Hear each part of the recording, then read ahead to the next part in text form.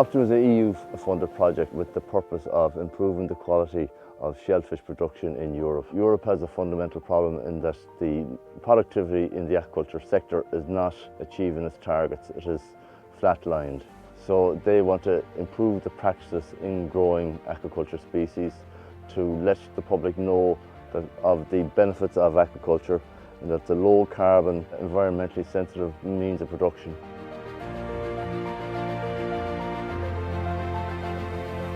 Well, by volume, mussels are biggest. By value, oysters are biggest. And then we've got, to a lesser extent, we have clams, and then we have some exotic species like abalone. It's a source of great pride to me to be involved in aquaculture. We've provided steady jobs here for 40 years in areas where, as I say, there's not many maritime alternatives. The fishing industry, inshore fishing industry is under stress. There's a lot of marine talent out there. Aquaculture does provide work for people with an interest in a career in the marine, and it's important locally to small isolated areas, especially you talk about Donegal or West Kerry, where really the only other option there would be tourism, but aquaculture provides year-round employment in a predictable way.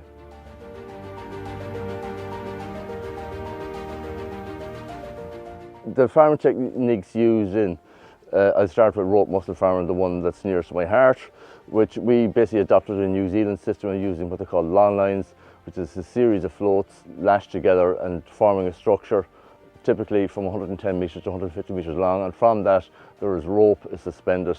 It can be individual lengths or it can be continuous lengths.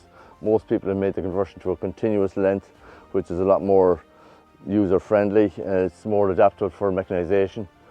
So it's a matter of collecting spat, having that spat at the optimum quantity on the rope, and then harvesting that spat in the optimum way. Oyster farming, a little bit more complicated in that producers have to buy hatchery seed from dedicated producers, mainly not in the country, and they again go through similar kind of a husbandry system. The difference is they use tractors, most of the farmers use boats. They just have, it's a matter of managing the density per bag on trestles, which is an intertidal structure on the shore. So you may see patterns of kind of stripes at the shore, and that would indicate the presence of an oyster farm. Bottom grown mussels, invisible. You can't see them, they're below the water. The likes of Wexford Harbour, if you're in it, you might see big boats pulled alongside the quay.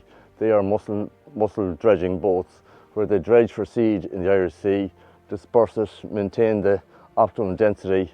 They would manage predators, and they would come along after about 12 to 18 months and harvest it and sell it bulk, normally to Holland.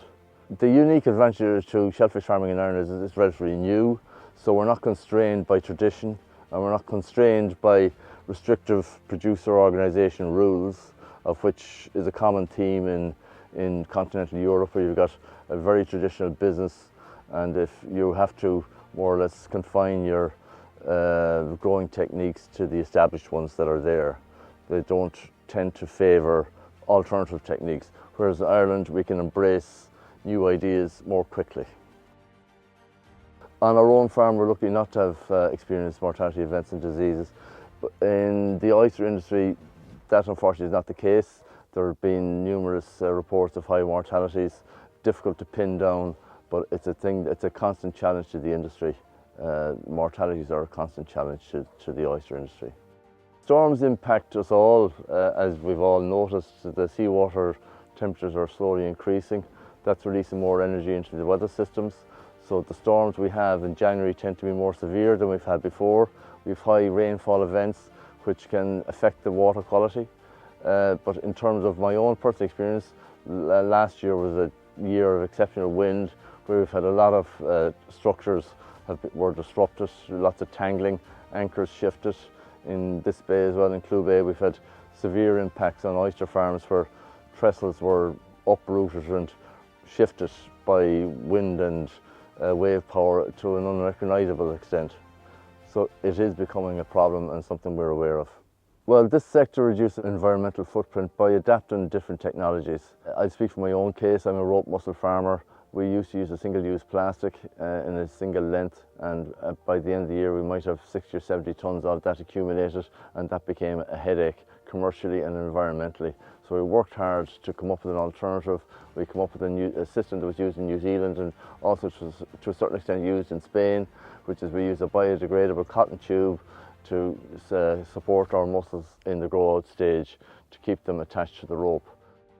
I'm very proud of setting up a big food production unit that has no environmental downsides that I have noticed or that anybody else has noticed, and I'm very proud of that. I think there's a great future in mollusk aquaculture, but that future has to be nursed and has to be helped along. The quality of product we have is second to none. It's healthy, it's available, and I think there's a great future.